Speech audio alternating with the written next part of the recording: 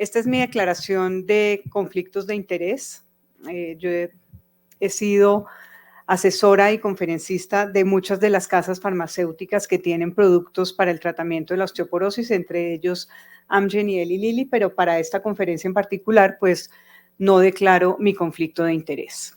Bueno, cuando vamos a hablar de tratamiento de la osteoporosis, el paradigma hoy en día es el de hablar de riesgo de fractura. Y una vez que conocemos el riesgo de fractura del paciente, vamos a poder ubicar de manera adecuada la terapia a escoger.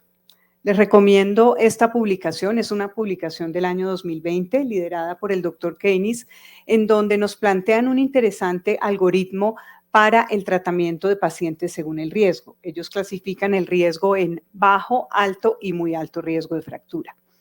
Y nos vamos a centrar en el tratamiento del muy alto riesgo de fractura para ubicar nuestra terapia osteoformadora. En este caso vamos a hablar de romosozumab después de escuchar la excelente presentación anterior sobre teriparatida. ¿Cómo definimos pacientes con muy alto riesgo de fractura? Lo ven ahí, pacientes que han tenido fractura reciente, algunos hablan de 12, otros de 24 meses previos, fracturas múltiples, fractura bajo uso de glucocorticoides, por ejemplo, fractura bajo tratamiento y un T-score muy bajo. Aquí habría una indicación de utilizar terapia osteoformadora, pero lo más importante de esto, y que también Andrés resaltó, es que una vez que usamos una terapia osteoformadora, esta debe ir seguida de una terapia antirresortiva o de una terapia secuencial. Entonces, miren cómo las cosas han cambiado. Hoy en día no hablamos de un medicamento, una terapia, sino realmente hablamos de un régimen de tratamiento y de una terapia secuencial. Y esta es la línea del tiempo del tratamiento de la osteoporosis y yo les puedo decir que yo sí la he vivido. Esto ha sido una línea del tiempo vivencial. Desde los años en los que salió al mercado el alendronato, yo participé en Francia en donde me formé como reumatóloga en uno de los estudios con alendronato en el año 1993. De allí para adelante vi surgir todos los bifosfonatos, vi desaparecer algunos medicamentos hasta que finalmente en el año 2022 llegó el romosozumab. Bueno, esta pointer como que ya dejó de funcionar. Llegó el romosozumab a Colombia y de este medicamento es el que vamos a hablar hoy.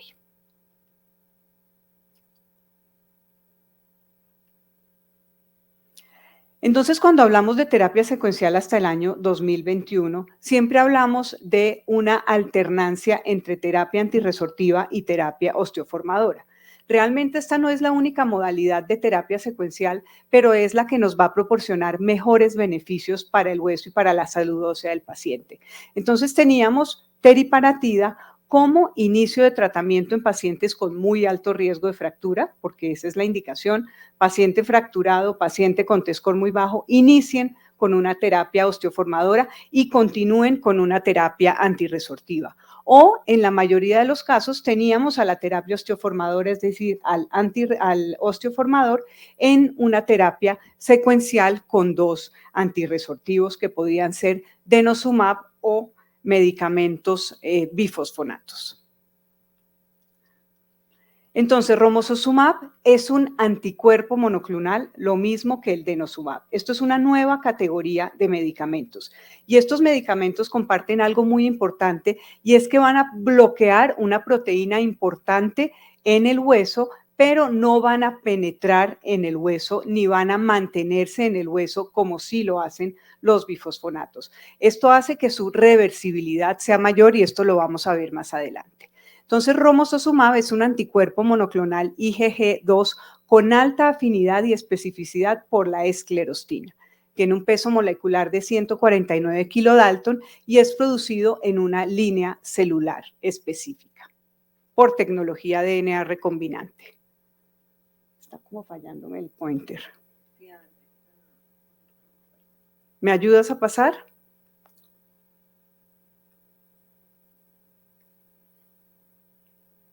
No me está, o me cambias el pointer. ¿No hay nadie?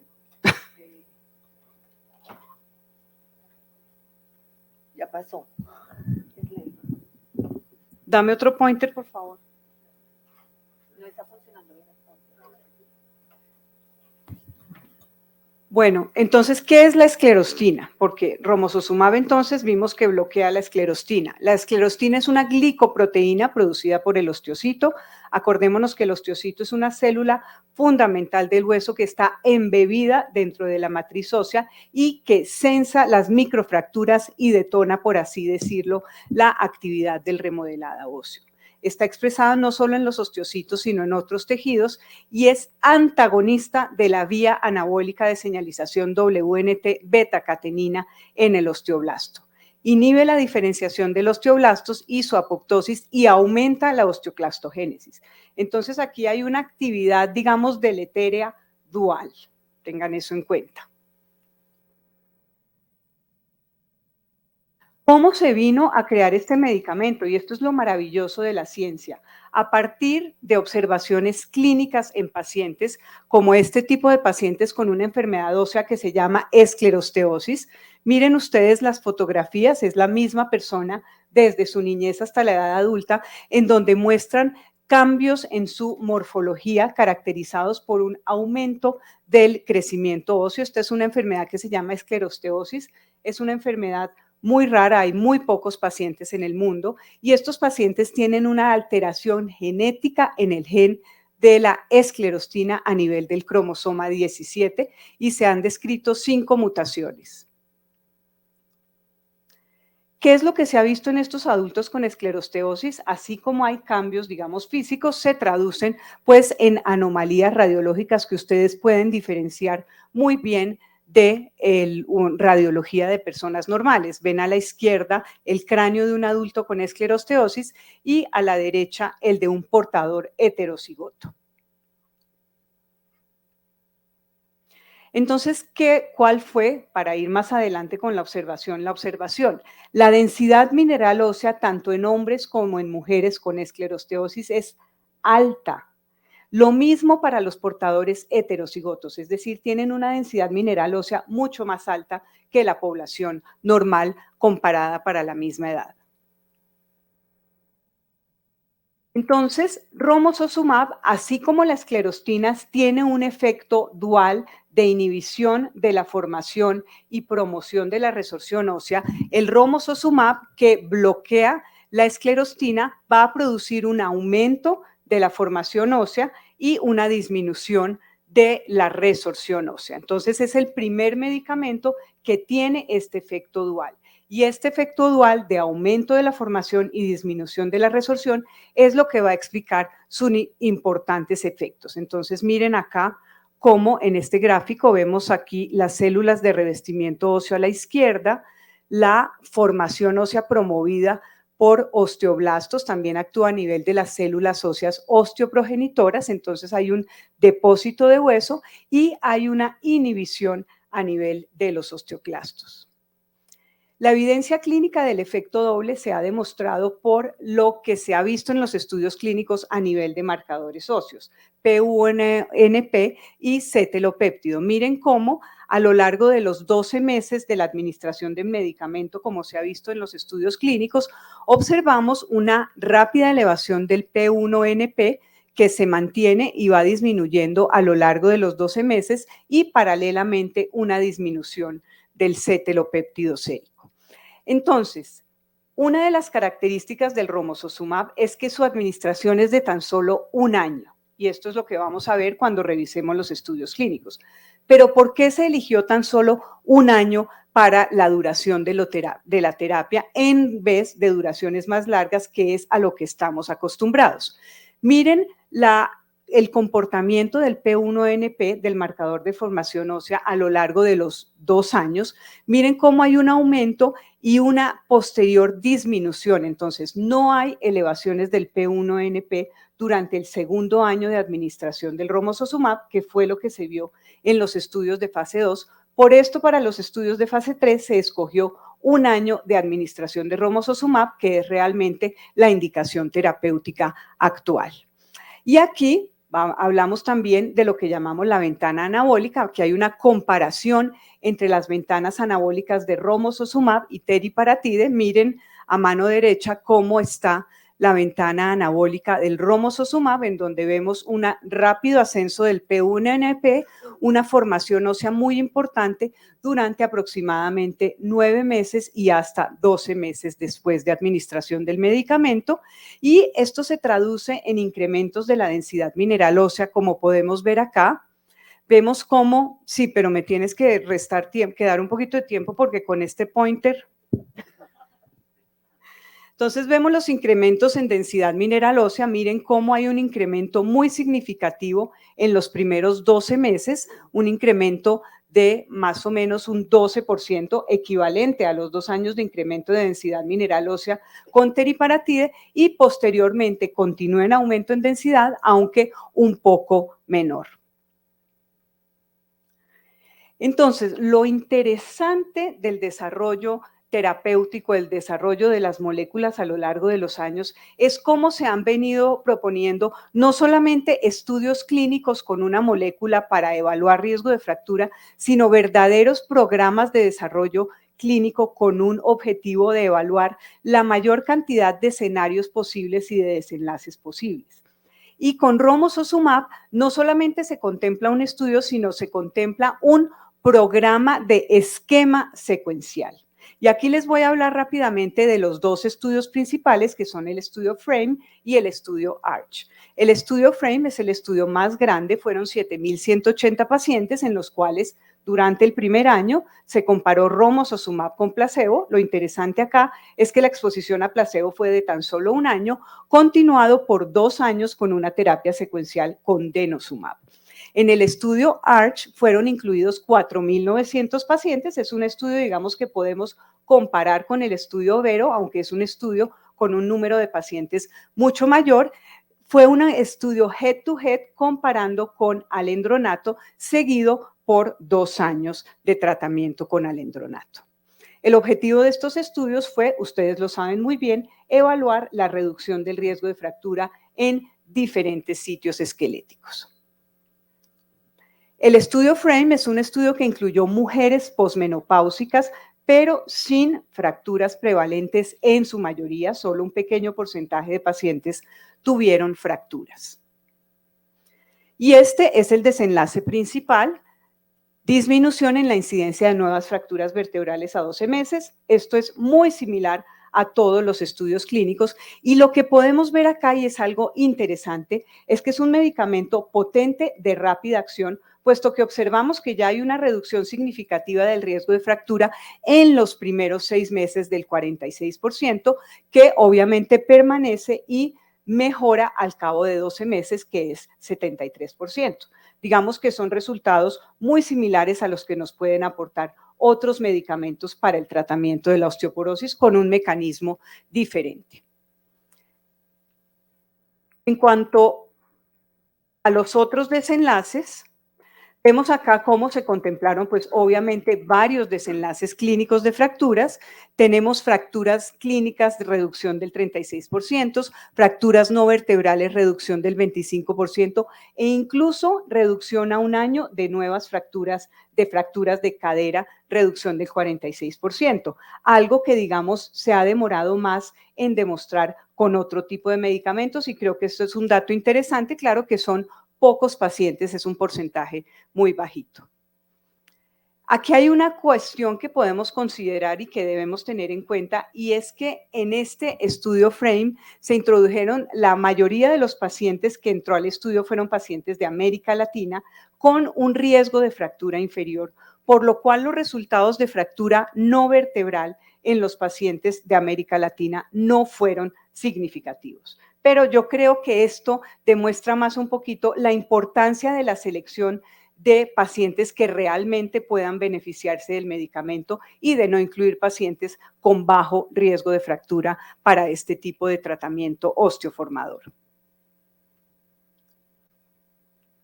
Cuando hablamos de la extensión con los 2 años de denosumab, lo que podemos ver es que hay incrementos ulteriores de la densidad mineral ósea, tal como se ha demostrado con cualquier terapia secuencial osteoformador antirresortivo en todos los sitios esqueléticos. Se mantiene el mismo rango de disminución del riesgo de fractura vertebral alrededor del 70%. y se mantiene también una reducción en el riesgo de fractura equivalente para los otros sitios esqueléticos. Este es el estudio ARCH, entonces es el estudio head-to-head con el antirresortivo, también es un estudio multicéntrico internacional, ya les describí a grandes rasgos, y este estudio, su diferencia es que se incluyeron todos los pacientes debían tener fracturas prevalentes vertebrales, es decir, eran pacientes con muy alto riesgo de fractura. Esta es la distribución de los pacientes, menos pacientes de América Latina, pero América Latina y en particular Colombia contribuyó de manera muy importante a la inclusión de pacientes en estos estudios. A 12 meses vemos una reducción del 36%, no parece mucho, pero acuérdense que estamos hablando de comparación con un medicamento activo que ha probado su eficacia y a 24 meses reducción de un 50%. Y esto hablando con un comparador activo, pues es un resultado y un desenlace interesante. Entonces, no se duda del efecto benéfico y de la importancia de tener un nuevo osteoformador dentro de nuestro arsenal terapéutico. Aquí tenemos también otros desenlaces de fractura en el momento del análisis primario, fractura no vertebral 19%, fractura no vertebral importante 27%, fractura de cadera 38%. Pero entonces, aquí viene el tema con el romosozumab y con, digamos, la alerta o el warning, así como teriparatides tuvo su warning con el osteosarcoma, que solamente pudo ser levantado después de 20 años, aquí tenemos un ítem importante y es el de la seguridad cardiovascular. Cuando estábamos terminando, porque en nuestro centro, el Instituto de Reumatología, participamos en los estudios FRAME y ARCH, cuando estábamos terminando la inclusión de nuestros pacientes, salió la alerta de eventos cardiovasculares y hubo que hacer una revisión, digamos, de todos los pacientes incluidos para determinar quiénes habían tenido eventos cardiovasculares. Este problema de eventos cardiovasculares no se observó en el estudio FRAME, es decir, en el estudio de los pacientes, digamos, menos enfermos, pero sí se observó en el estudio ARCH, en donde se observó una incidencia de eventos adversos cardiovasculares mayores, lo más conocido como MACE, de 2% versus 1.1% con alendronato. Estos eventos cardiovasculares mayores a grandes rasgos son eventos isquémicos coronarios agudos o infartos o enfermedad cerebrovascular. Entonces, realmente, obviamente, cuando ocurre un evento de estos, las agencias regulatorias están en alerta máxima, detienen el proceso de introducción del medicamento a los mercados y pues finalmente se genera un warning o una alerta. Entonces, lo que se observó cuando se analizaron estos casos es que los pacientes que presentaron eventos cardiovasculares mayores tenían más factores de riesgo cardiovasculares de todo tipo. Entonces, algo que hay que tener en cuenta, obviamente, además ahora, cuando evaluamos pacientes con osteoporosis, sobre todo pacientes adultos mayores con osteoporosis que ya tienen una gran comorbilidad, una comorbilidad cardiovascular potencial, pues es evaluarlos de la misma manera, su seguridad cardiovascular. Y esto los reumatólogos lo sabemos muy bien cuando hablamos de manejar todas estas patologías inflamatorias que también tienen problemas de seguridad cardiovascular. Entonces, para hacerles, digamos, ya la brevedad, en Colombia no podemos dar romosozumab a cualquier paciente que haya tenido alguna vez en su vida algún infarto o accidente cerebrovascular. En otras agencias regulatorias, como por ejemplo Estados Unidos, son un poco más laxos y restringen este warning al último año de evento cardio o cerebrovascular. Bueno, aquí traje para finalizar algunos datos sobre Real World. Esto es un estudio japonés pequeño pero bonito en donde se muestra cómo se comporta densitométricamente la administración de romosozumab después de diversos tratamientos y lo que se ve es que independientemente del tratamiento hay un incremento en densidad mineral ósea. Bueno, un estudio de costo-efectividad que muestra pues la costo-efectividad, y aquí para mostrarles algo que me parece muy importante que aprendimos tarde con el denosumab, y es la reversibilidad del efecto. En esto, que es un estudio fase 2 en donde hay pues diferentes modalidades de terapia secuencial, se vio cómo al administrar romosozumab y posteriormente disminuir, había una rápida disminución de la densidad mineral ósea. Entonces, esto refuerza la indicación, de la cual habló Andrés muy claramente, de administración de una terapia secuencial con un antirresortivo con el fin también de, digamos, disminuir este efecto reversible y posible efecto de rebote. Bueno, entonces como conclusión tenemos una nueva alternativa para el tratamiento de pacientes con osteoporosis con muy alto riesgo de fractura, una nueva alternativa para esos pacientes como los que yo veo que tienen osteoporosis muy severa y que van a requerir prácticamente tratamiento de por vida. Esto debe hacer parte de un esquema de manejo programado con terapia secuencial, y en Colombia recordar no prescribir a pacientes que tengan alto riesgo cardiovascular y especialmente antecedente de infarto de miocardio o accidente cerebrovascular. Muchas gracias.